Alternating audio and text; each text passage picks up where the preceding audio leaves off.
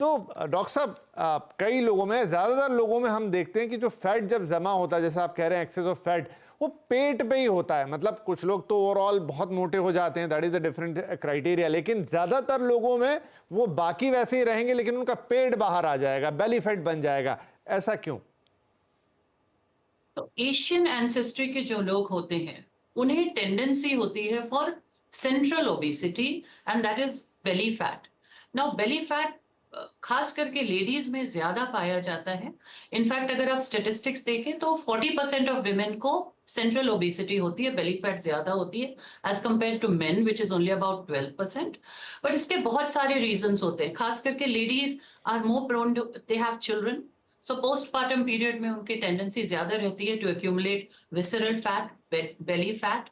Then again stress is also one of the causes जिसमें central obesity ज्यादा बढ़ती है। So there are many types of obesity, but Asian ancestry के लोगों को सेंट्रल ओबेसिटी और विमेन इन पर्टिकुलर को सेंट्रल ओबेसिटी होने की टेंडेंसी ज्यादा होती है। देखने में ऐसा लगता है जैसे पुरुषों के पेट ज्यादा निकले हुए हैं, महिलाएं ज्यादा शेप में है, लेकिन आपने कहा कि ये उल्टा है और इसमें हमारे जीन्स भी एक रोल प्ले कर रहे हैं, जिस रेस को हम बिलोंग करते हैं या जिस एरिया को हम बिलोंग करते हैं। डॉक्टर मेहता, फैट का लेकिन बाकी का सिस्टम क्या है? ये बॉडी के अलग अलग हिस्से में क्या रोल प्ले करता है? मतलब मैं पढ़ रहा था, कोई विसरल फैट है, कोई कॉन्स्टेंसिनस फैट है, अगर मैं सही प्रोनाउंस कर रहा हूँ। अलग अलग टाइप के कुछ फैट्स थे जब मैं शो की तैयारी कर रहा था। इनके रोल क्या है बॉडी के अंदर? तो सबसे पहले फैट क्या होता है? जो आपके बॉडी का अनडाइजेस्टेड फूड, जो अमाविश बनता है, जिसको इंग्लिश में टॉक्सिन्स कहते हैं, जो एलिमिनेट नहीं हो पाते हैं अपान वायु के द्वारा, तो वो फैट बनते हैं। और फैट एक गंदगी है, दिखने में तो गंदा है ही जब वो पेट पे होता है, मगर आंतरिक रूप से भी एक ये गंदगी है, एक गटर है। तो उसकी सफाई करने के लिए हमारी जठर अग्नि को मजबूत होना चाहिए, हमारी गट हेल्थ अच्छी होनी चाहिए, हमारी खान पान सूझबूझ के साथ होनी चाहिए, और तामसिक गुण से सात्विक गुण वाला भोजन हमें करना चाहिए जिसमें सदरस हो। सदरस यानी क्या? स्वीट, सावर, सॉल्टी, एस्ट्रिंजेंट, बिटर, पंजेंट।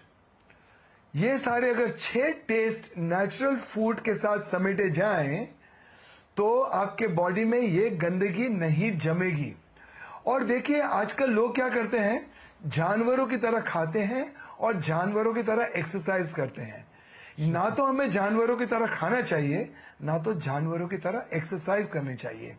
वेद और योग का मानना है कि आधे पेट से एक्सरसाइज करो, व्यायाम, और आधे पेट से खाओ, तो जितना पच जाएगा आराम से आपको, उसके बाद ना आपकी एनर्जी ड्रेन होगी, ना आपका डाइजेशन बर्डन बढ़ेगा, ना आपके ऑर्गन्स के इर्द गिर्द और अंदर अमाविश के डिपॉजिट होंगे।